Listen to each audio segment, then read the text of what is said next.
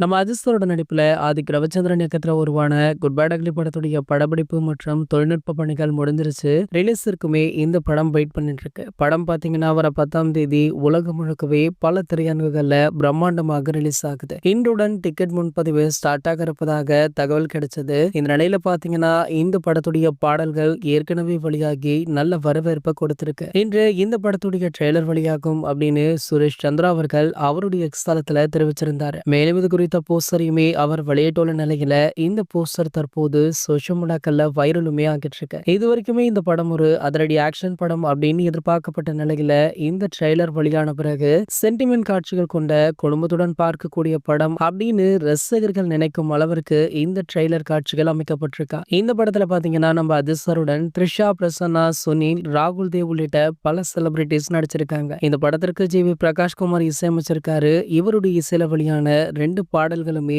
பட்டி தொட்டி எங்கும் பட்டை கிளப்பிட்டிருக்கு. சரி, ஓகே, உங்களை யாரெல்லாம் இந்த படத்துடைய ட்ரெய்லருக்காக ஆவலுடன் காத்துட்டு இருக்கீங்க அப்படின்றத கீழே உள்ள கமெண்ட் செக்ஷன்ல கமெண்ட் பண்ணிட்டு நம்மளுடைய அஜித் 360 சேனலை மறக்காம சப்ஸ்கிரைப் பண்ணிக்கோங்க.